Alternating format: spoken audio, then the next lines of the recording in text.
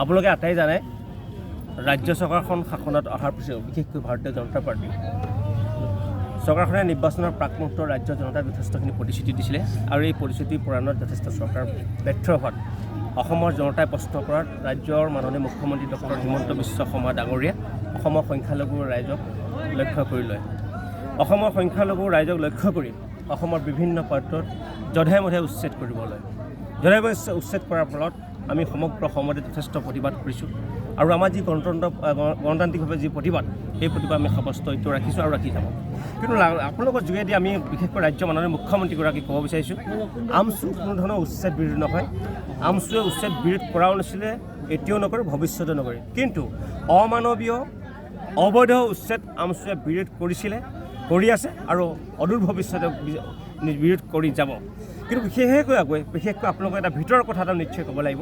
এইবাৰ বিধানসভাৰ প্ৰথম আৰু দ্বিতীয় দিনত ৰাজ্যৰ মাননীয় মুখ্যমন্ত্ৰীৰ লগত মাননীয়ৰ লগত আমাৰ নগাঁও জিলা আয়ুক্তৰ, মৰিগাঁও জিলা আয়ুক্তৰ আৰু কেইবাখন জিলাৰ আয়ুক্তৰ আমচু নেতৃত্বত বৈঠক হৈছিলে এই উচ্ছেদিত পৰিয়ালক কেনেকৈ সংস্থাপন কৰাব পাৰে। কিন্তু আমি আমচু নেতৃত্বই এটা স্পষ্ট কৈছে, যিসকল মানুহৰ তেওঁলোকৰ ভূমি আছে, কোনো ভূমি থকা মানুহক ভূমি প্ৰদান কৰিব নালাগে। যিসকল প্ৰকৃতাৰ্থত ভাৰতীয় মানুহক আমি এইটো কথাও স্পষ্ট কৰোঁ, অসম চুক্তিৰ কথা কৈছোঁ, NRC কথা কৈ বোলে 71 চনৰ 25 মাৰ্চৰ পূৰ্ব বৈধ নথি থকা যিসকল ভাৰতীয় হয়, যিসকলৰ কোনো ভূমি নাই, তেনেধৰণৰ মানুহক ভূমি প্ৰদান কৰিব লাগিব। চৰকাৰ এইটো মৌলিক এটা দায়িত্ব, তেওঁলোকৰ এটা দায়িত্ব, তেওঁলোকৰ মৌলিক অধিকাৰ পোৱাটো। কিন্তু চৰকাৰখনে তাকে আমাৰ সমস্ত কথাখিনি গুৰুত্ব আৰোপ কৰি কথাখিনি শুনিমেই আমাৰ লগত ইতিমধ্যে চৰকাৰ কৈছিলে। বিশেষকৈ নগাঁও জিলা বটদবা 16টা পৰিয়ালৰ ভূমিহীন বুলি স্পষ্ট আমচু নেতৃত্বই আমি দিছিলোঁ এখন তালিকাৰ, আৰু জিলা আয়ুক্তও দিছিলে।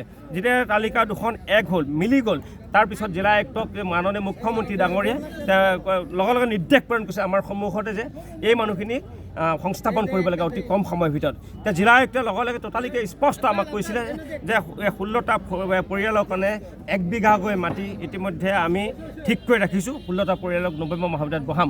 কিন্তু আজিৰ পৰা কিছুদিনৰ আগত আমি সংবাদ মাধ্যম বিশেষকৈ খবৰ কাগজত আমি দেখিব পাইছোঁ যে যিসকল ভূমিহীন 16টা পৰিয়াল তেওঁলোকক 2 কঠাকৈ মাটি দিছে, কিন্তু আমচু নেতৃত্বৰ লগত আছিল 1 বিঘা মাটি।